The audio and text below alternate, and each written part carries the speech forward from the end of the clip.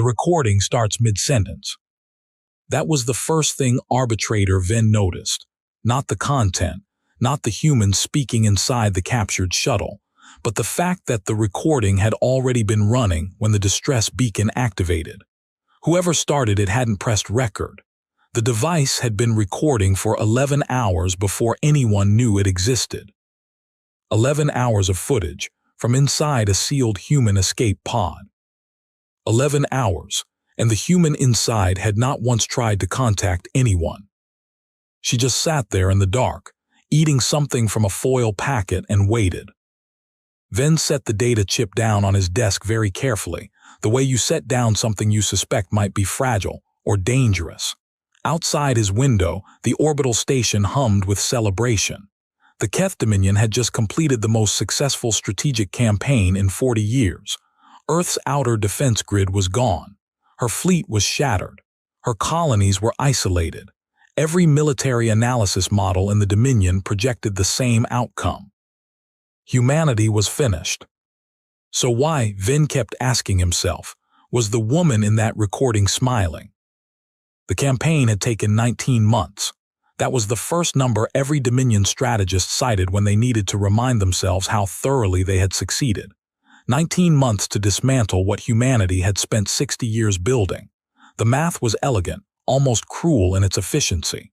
3 coordinated strike groups, each targeting a different layer of Earth's integrated defense architecture.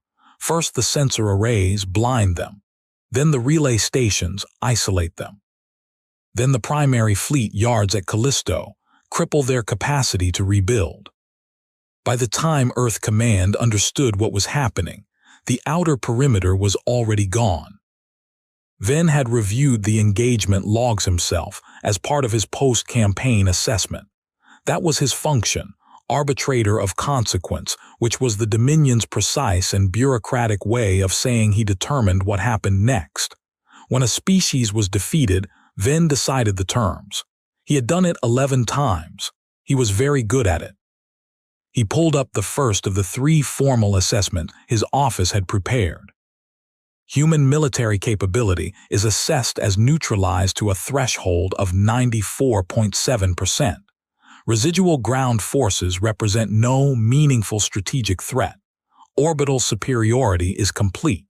Recommend transition to terms phase within 30 solar cycles. 94.7%. He had never seen a number that high in a first campaign. Most species required 2 or 3 separate engagements. Humanity had required 1.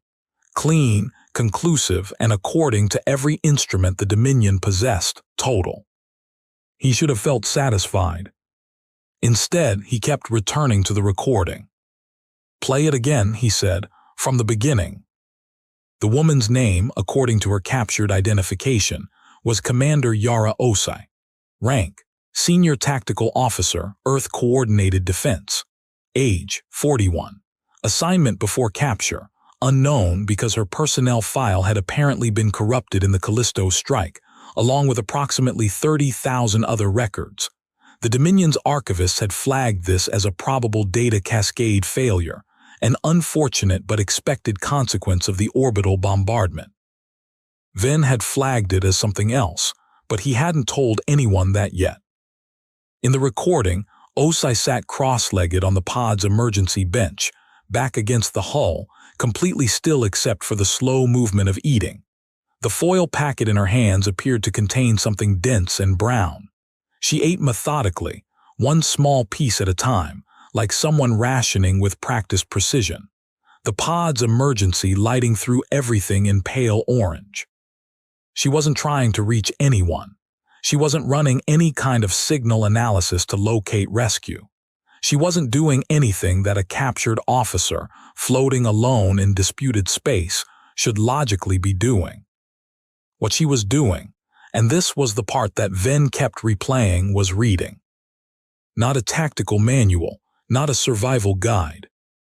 A novel, a physical paper novel, which she had apparently brought with her into an escape pod, which implied she had planned to be in an escape pod for long enough to want recreational reading. Which implied she had known she would need to survive alone for an extended period. Which implied, "Sir," his aide, a young analyst named Surrey, appeared in the doorway. "The Council is requesting your preliminary assessment. They want confirmation that the terms phase can proceed." Vin looked at the paused image of Osei on his screen. Her eyes were down. She was completely calm. The timestamp in the corner read, "Hour 3 of 11. "Tell them I need 72 more hours," Vin said. Surrey hesitated. "The Council is expecting." 72 hours, Vin repeated, and he did not look away from the screen. The second thing that troubled him was smaller, almost easy to dismiss. During the final bombardment of the Callisto yards, the Dominion's forward strike group had intercepted 17 human vessels attempting to flee the engagement zone. 17 was a precise number, and Vin knew it precisely because the fleet commanders had logged each intercept with the kind of careful documentation that victorious officers used to demonstrate thoroughness. Every vessel accounted for, every crew either captured or confirmed destroyed. 16 of the 17 vessels had been loaded with exactly what you would expect: personnel, medical supplies, data cores, the desperate salvage of an organization trying to preserve what it could before the end. The 17th had been carrying dirt. Not equipment, not personnel, not weapons or fuel or anything with an obvious military application. Soil, 43 metric tons of ordinary terrestrial soil in sealed containment units. The crew had fought and died to protect it. 3 of the Dominion's boarding soldiers had been killed in the process. The vessel's commander, a lieutenant whose name didn't appear in any active roster Vin could locate, had destroyed the vessel's navigation history before being subdued. The soil had been analyzed 6 times by 6 different Dominion laboratories, and every result came back identical. It was just dirt, Earth dirt, specifically matched isotopic signature, the kind of thing you could scoop from a field anywhere on the northern continent. No biological agents, no dormant weapons, no encrypted storage embedded in the sample containers. Just soil. The lieutenant, when questioned, had said one sentence before dying of his injuries: "You wouldn't understand why." Vin had read that interrogation transcript 4 times. He read it a 5th time now, sitting in his office with Osei paused on his screen and the station celebrating outside his window, and he thought about that one sentence with the specific kind of attention he usually reserved for things that scared him. You wouldn't understand why. Not "you'll regret this." Not "we'll fight back."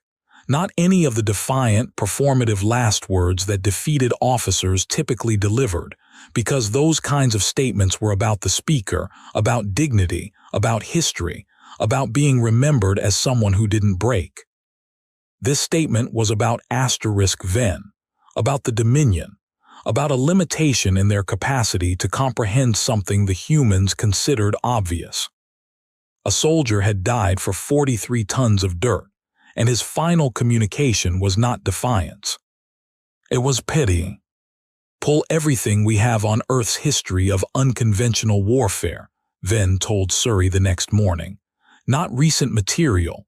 Go back as far as the records allow. I want the early conflicts, the ones before they had any technology worth analyzing." Surrey looked uncertain. "The Council is asking again about." "I heard you the first time." Vin poured himself something hot from the dispenser on his desk. His hands, he noticed, were completely steady. He found that faintly alarming. Steady hands usually meant his body was more afraid than his conscious mind had caught up to yet. "The Council can wait. What I'm looking for cannot." He spent the next 18 hours reading. What he found was not what he expected. The history of human warfare, stripped of its technological context, was not a history of superior strategy. It was not a history of decisive genius, or overwhelming force, or any of the clean military narratives that the Dominion's intelligence assessments had summarized.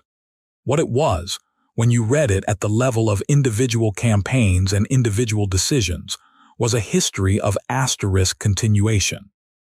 Humans lost, constantly, catastrophically, in ways that should, by any rational measure, have ended the conflict. Cities reduced to rubble, they rebuilt and kept fighting. Armies destroyed to the last unit. Survivors regrouped and recruited and kept fighting. Supply lines severed, equipment exhausted, casualty rates that would have triggered mandatory psychological intervention protocols in any Dominion species. And the humans looked at those numbers and kept fighting. Not from stupidity, not from an inability to calculate losses. From something else. Something the historical records documented clearly but never quite explained, because the humans writing those records seemed to consider it self-evident.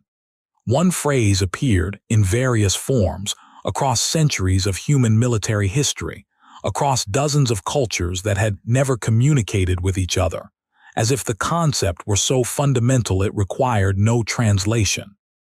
We are not finished yet.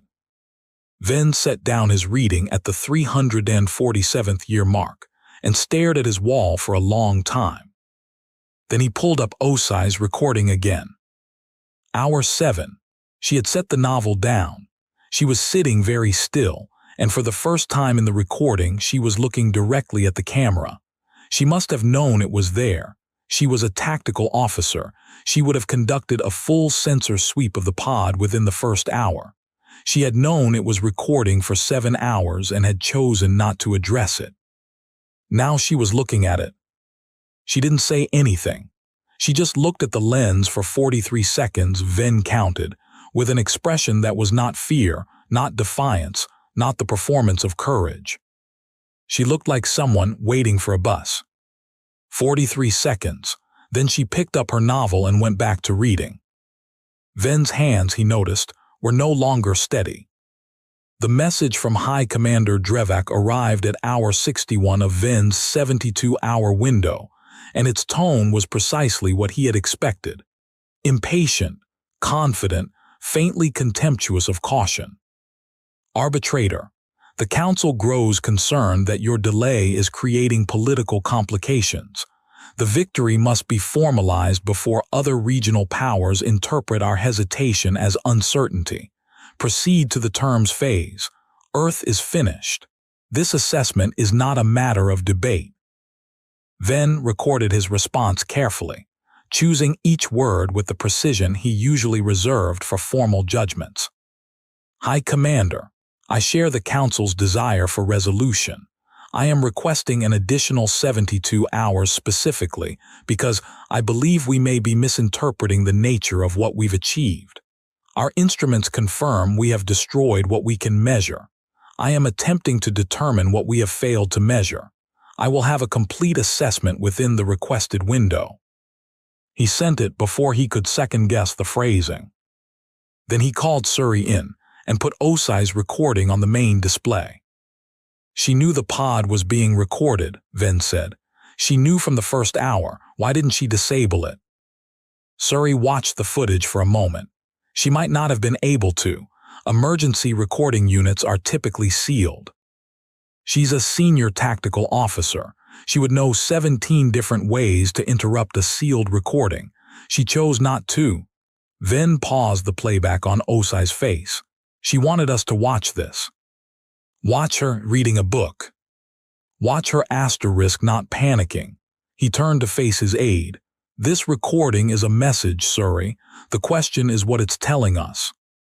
The silence that followed was the kind that meant his aide understood the shape of the concern, even if not its full weight. Should I flag it for psychological analysis? Suri asked quietly. Already done. I want their report in 30 hours. Ven turned back to the screen and pull the personnel files for every member of Osai's last 3 assignments, every single person. I want to know who they were before the conflict started. Sir, the corruption event at Callisto. Will have missed something, it always does. Ven's jaw tightened slightly. Find what it missed. What Suri found, buried in 12 layers of administrative transfer records and deliberately obscured assignment documentation, took 22 hours to surface. And when it did, It reordered everything. Commander Yara Osai had not been a tactical officer. Her actual designation, buried under 3 layers of bureaucratic mislabeling that the Dominion's intelligence services had interpreted as clerical error, was Continuance Coordinator, Tier 7. The Dominion had no equivalent term, which was why the translation had defaulted to * Tactical Officer. But when Surrey pulled the original human documents, the ones that predated the conflict by nearly a decade, and ran a full contextual analysis, the actual function became clear. Tier 7 Continuance Coordinators were not combat personnel. They were specifically designated, trained, and deployed to ensure the survival and reconstitution of military capability after a total strategic defeat. After, not during, not before. After. They were trained for a world in which the battle was already lost, in which the fleet was gone, the yards were destroyed, the outer grid was dark. Their entire function was to exist inside that worst-case scenario and build something from the rubble that the victors would not expect, could not see coming, and would only understand when it was already too late. Ven read the document 3 times. Then he understood why 30,000 personnel files had been corrupted at Callisto. Not cascade failure, deletion, coordinated, deliberate, precise deletion of every record that would tell the Dominion what it was actually looking for. The bombardment had given them cover, damage within damage, invisible inside the noise of victory. The humans had used the Dominion's own strike as a shredding tool. How many Tier 7 coordinators existed at the start of the conflict? Ven asked. Surrey's face told him the answer before she said it. We don't know. The number was never in any document we captured. We don't know what we didn't capture because the deletion occurred before we could audit the scope of the deletion. The word that surfaced in Ven's mind was not a Dominion word. It was a human word he had encountered 300 pages into his historical research, used by a general writing about a battle he had lost. Foxhole.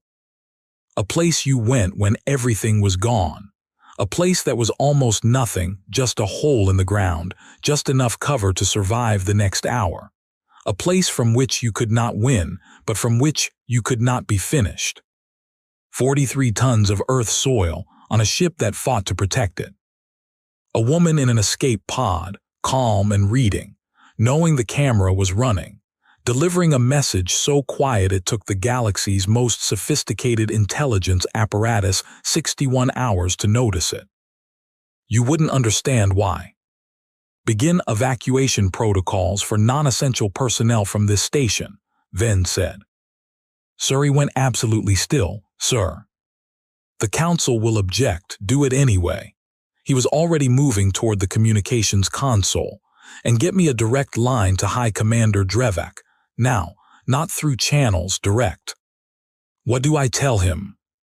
Ven pulled up the Tier 7 document one more time. Read the final operational directive at the bottom of the page. The one that specified the coordinator's ultimate mission, objective in the event of a total apparent defeat. The directive was 17 words long. He read it twice, making sure the translation was accurate. Ensure the enemy celebrates long enough for reconstruction to become irreversible. Tell him, Ven said carefully, that I believe we have made an error in our assessment of the word * finished. The Council's response arrived in the form of a 3-ship military escort sent to relieve Ven of his position and assume direct oversight of the term's phase. They arrived 40 hours later, which gave Ven exactly enough time to finish what he had started. The psychological analysis of Osai's recording had come back with a finding that the lead analyst had flagged as * high confidence, deeply uncomfortable.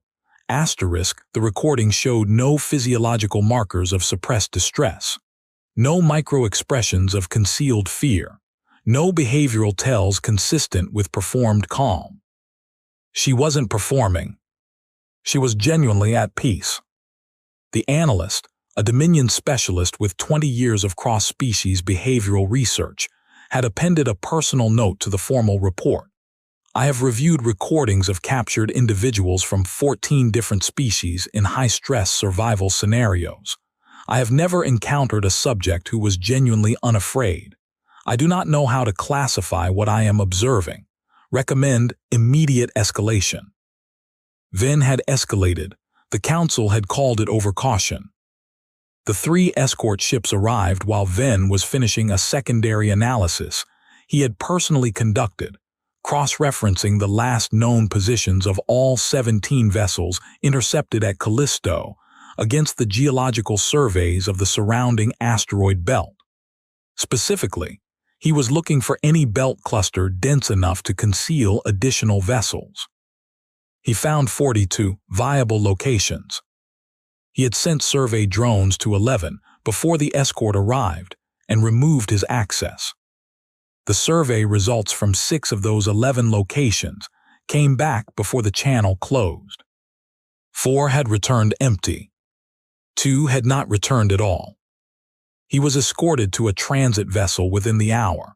The officer who took custody of his access codes was professional, polite, and not particularly interested in Ven's outstanding reports. The Council had determined the situation was resolved. The terms would proceed.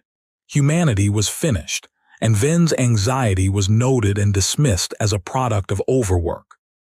In the transit lounge, waiting for his vessel to depart, Ven sat in a chair by the observation port and watched the orbital station's external lights, and thought about 2 survey drones that had entered an asteroid cluster and stopped transmitting.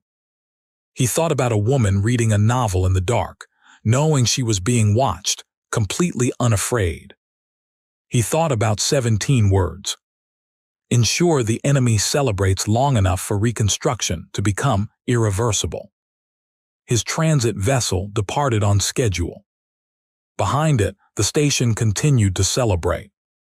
The first indication that something had changed came not from a weapon signature, not from an incoming vessel, not from any of the sensor systems the Dominion relied upon to understand the shape of a battlefield.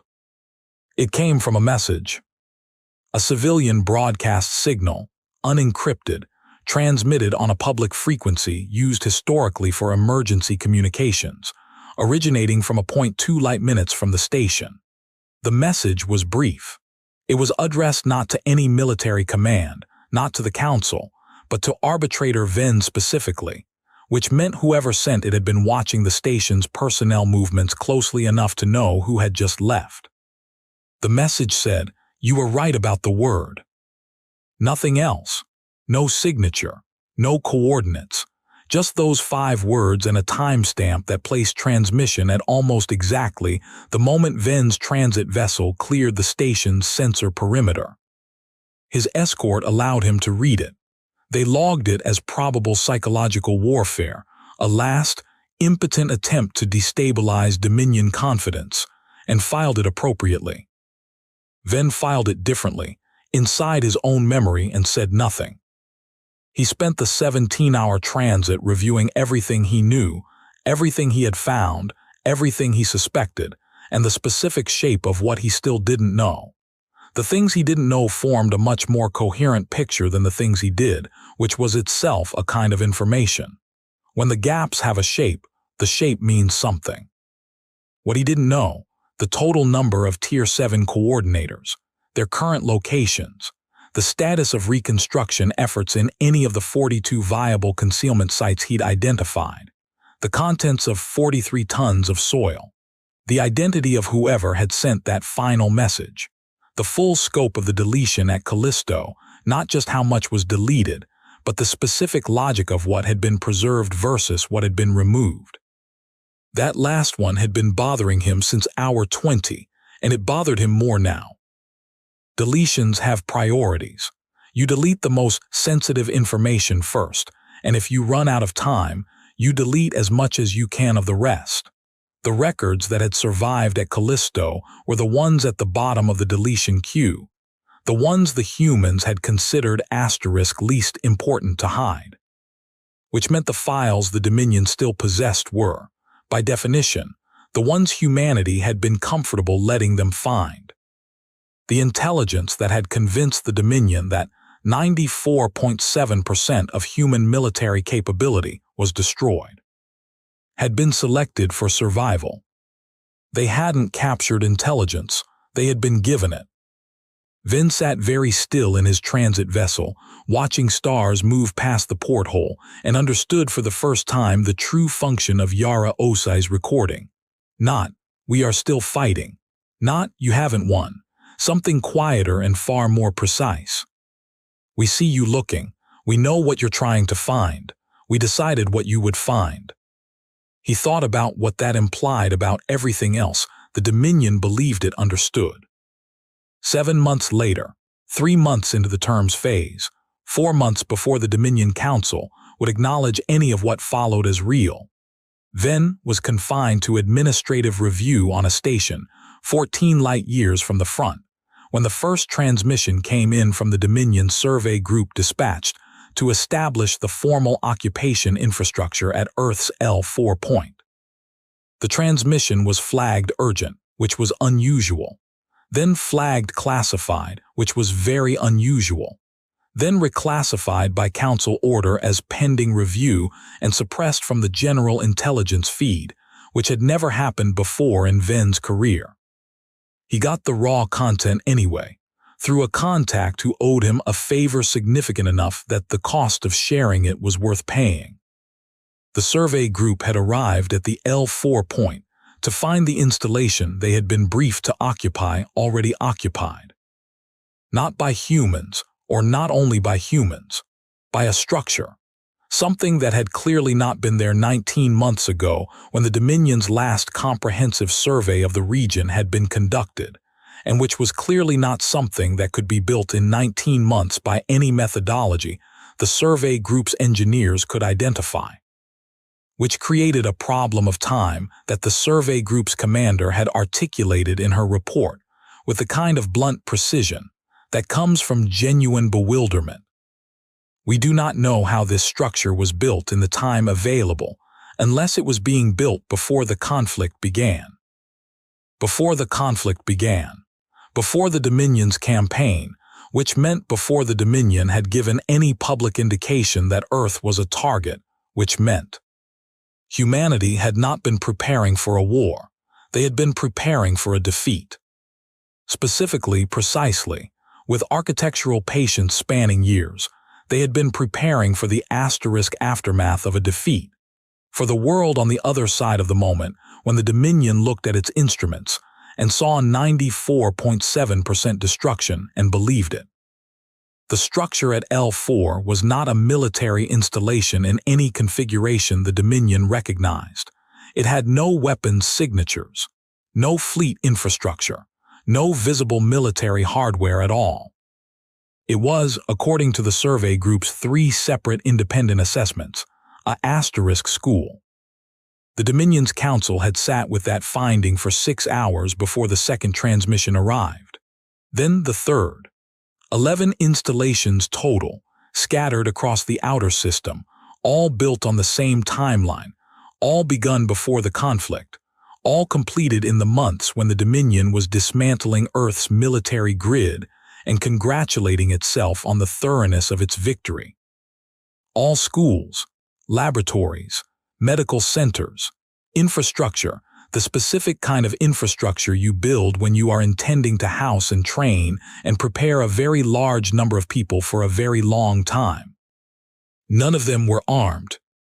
All of them were full. Then, reading the raw transmissions in his restricted quarters, thought of the deleted records, the ones the humans had chosen to preserve, the intelligence that had been sculpted and handed to the Dominion like a gift. He thought of the operational directive at the bottom of the Tier 7 document. Ensure the enemy celebrates long enough for reconstruction to become irreversible. Irreversible, that word. He had spent months with it, turning it in his mind, feeling its weight.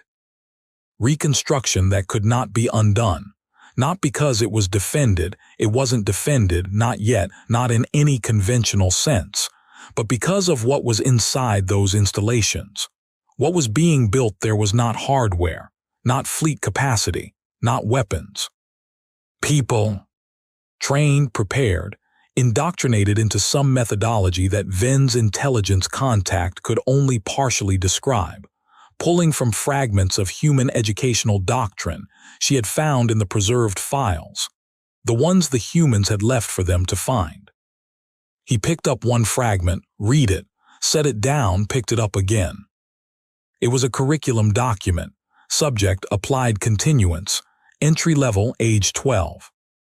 The Dominion had destroyed a military. The humans had responded by building a generation.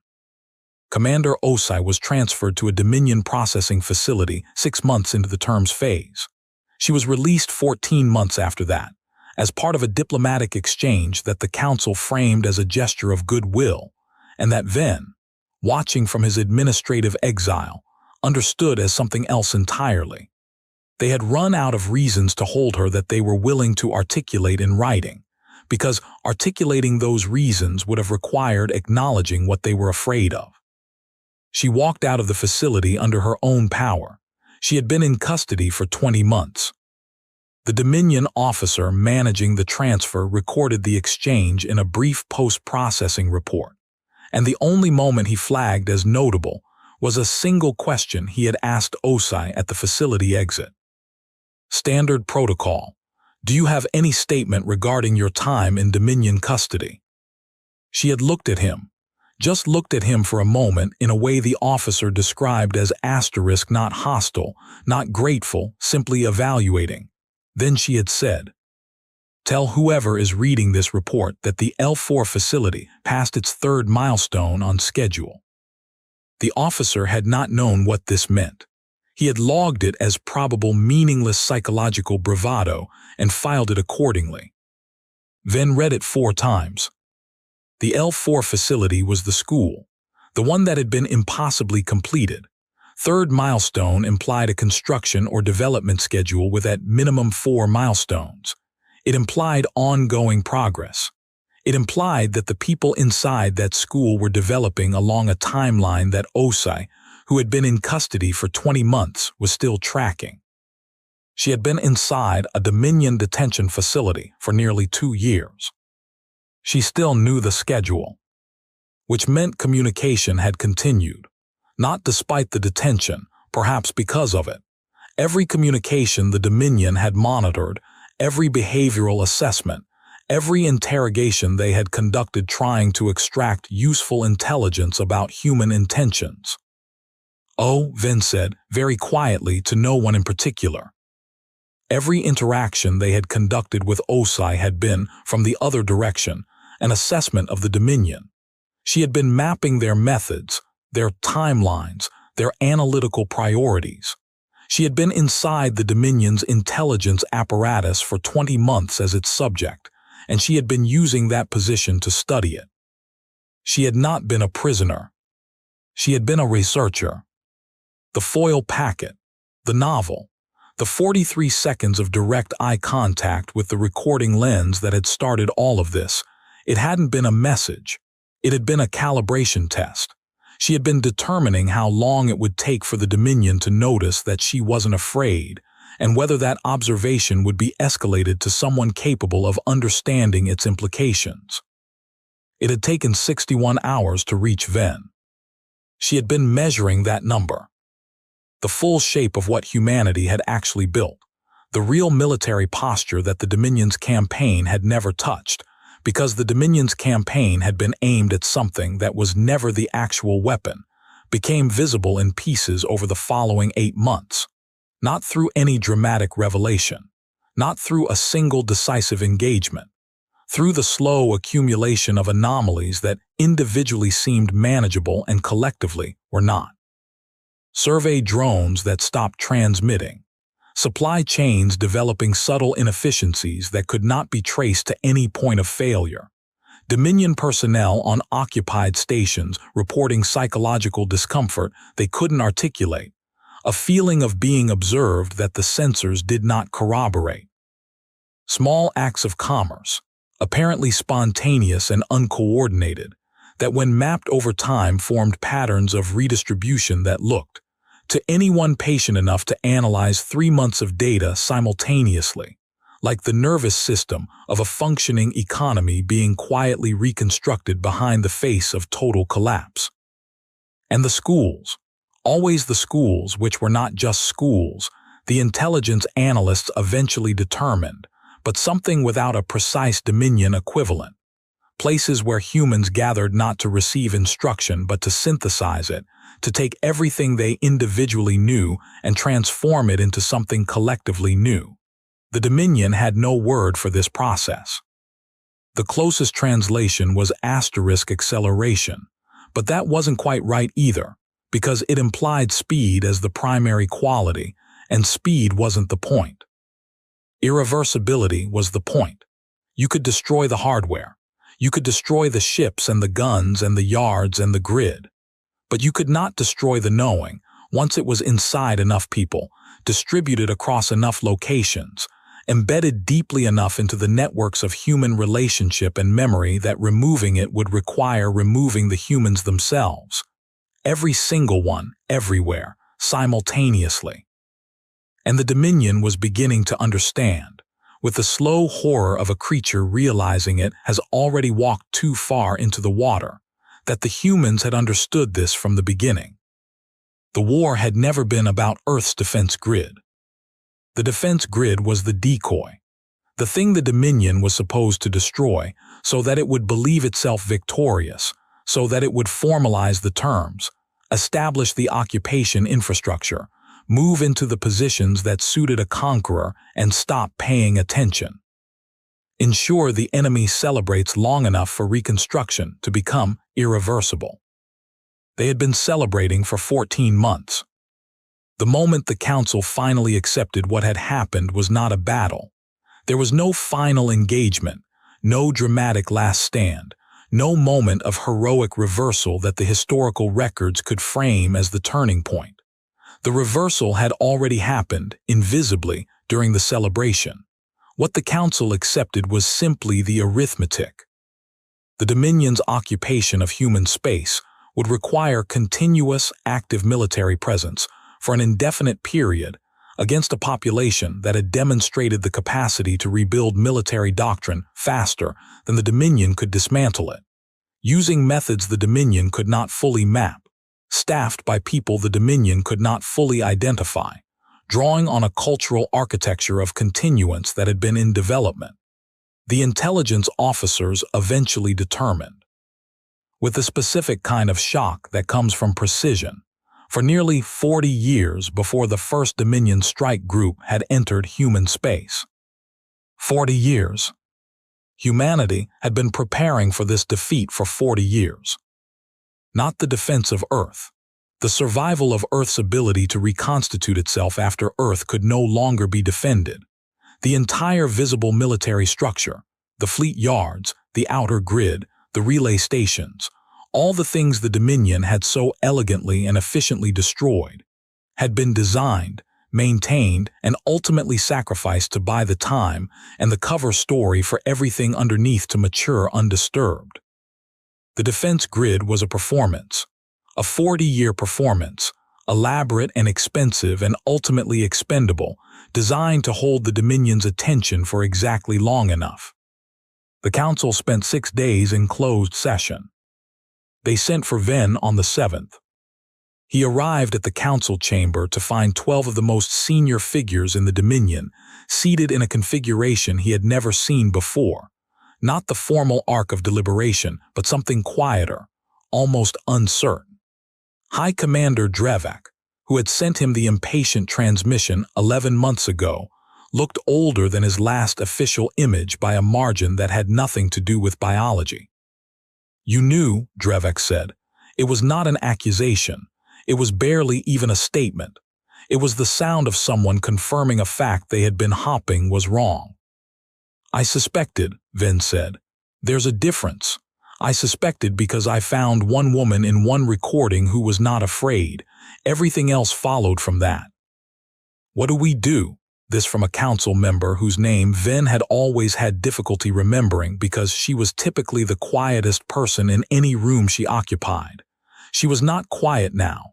She sounded genuinely uncertain, which was not a quality Vin had previously associated with her. We can escalate. We can respond militarily. We can. That is precisely what they are prepared for, Vin said. That has always been precisely what they are prepared for. Every human military doctrine I have reviewed for the past 11 months is oriented around a single operational assumption. He paused. That the Dominion will respond to resistance with overwhelming force. They have built their entire continuance infrastructure around surviving overwhelming force. Escalation will accelerate exactly what it is intended to prevent. The silence in the chamber was the particular silence of people confronting a logic problem that has no exit. Then what do we do? Drevak asked again. Same question, different weight. Vin thought about a woman in an escape pod, calm in the dark, eating from a foil packet, 43 seconds of direct eye contact with a camera she knew was running, not performing courage, simply possessing it. He thought about 43 tons of soil.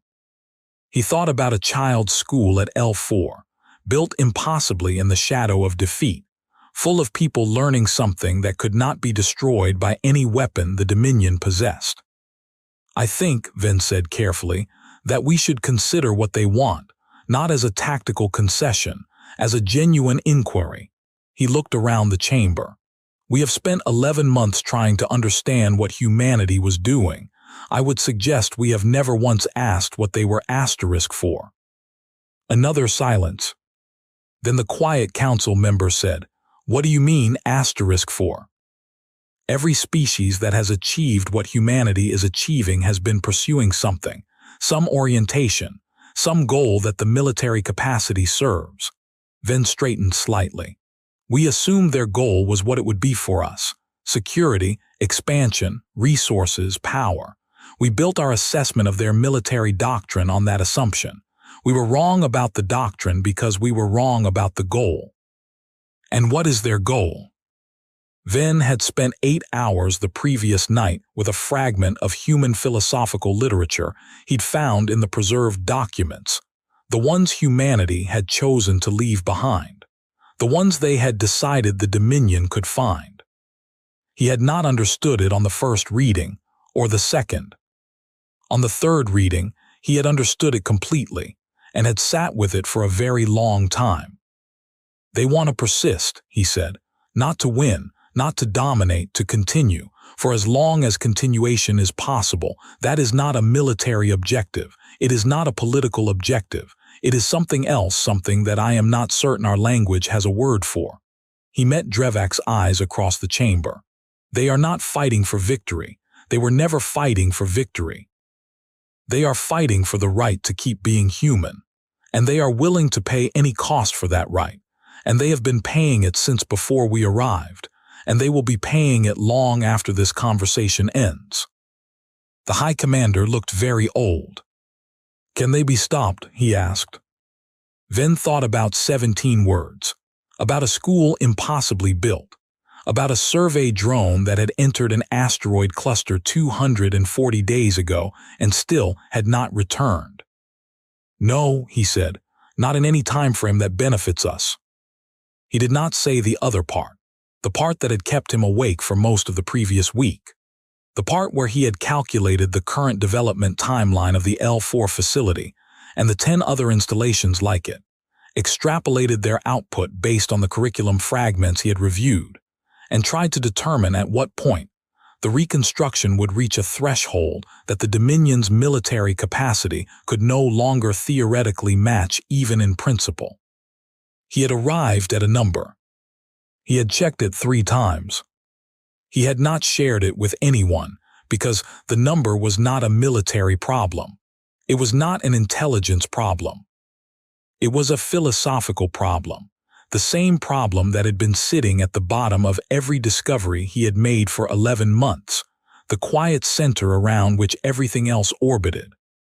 A species that prepares for its own defeat for 40 years before the enemy arrives. A species that designs its most important assets to be invisible, not in the technological sense, but in the sense that the assets are people, and knowledge, and the irreducible human fact of one person teaching another, such that there is nothing to target, nothing to destroy, nothing to end, because the thing itself is distributed across every single person who carries it, which is every single person alive. Such a species is not merely difficult to defeat. Such a species cannot be finished. Yara Os walked out of a Dominion detention facility after 20 months and reported that a school had passed its third milestone on schedule. She had spent 20 months inside the Dominion's intelligence machinery and emerged knowing more about them than they knew about her. The soldier on the ship carrying 43 tons of Earth soil died defending dirt that contained no weapons, no secrets, no military value by any instrument the Dominion could calibrate. He died for it because it was home, and because home was what they were building back, quietly in the dark, in asteroid clusters where survey drones had stopped transmitting, in schools that should not have been possible, in the distributed and undefeatable archive of everything that made humanity human. You wouldn't understand why. He hadn't been threatening them. He had been stating a fact, the only fact that mattered, the one that the Dominion's instruments could not measure, and its strategists could not factor, and its council could not legislate against. There are species that fight to win. And then there is the species that looked at every defeat in its long and brutal history, looked at every city reduced to nothing, and every army broken to the last soldier, looked at every moment when any rational civilization would have performed the calculus and accepted the conclusion, and kept going, not from inability to understand the math. From a decision made so long ago it had become genetic, made so consistently it had become cultural, made so completely it had become the answer they gave when asked what they were, when asked what they wanted, when asked what they would sacrifice. Everything, as many times as necessary. For as long as it takes. They would not win this month, or this year, or perhaps this decade.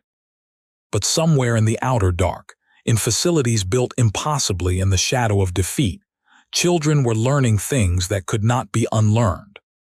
And the Dominion, for the first time in 40 years of careful calculation and surgical precision, was looking at its instruments and finding that the most important question they needed to answer was one its instruments had never been built to ask. How do you defeat a species that treats defeat as a beginning? Vin sat in the council chamber and watched the most powerful figures in the Dominion try to find an answer to that question. He already knew there wasn't one.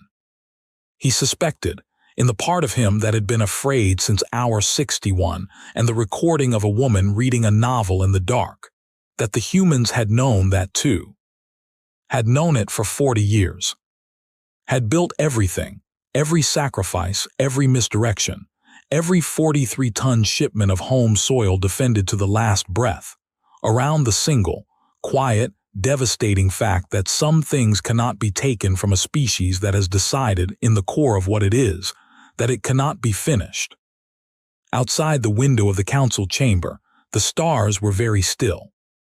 Somewhere among them, a school was approaching its fourth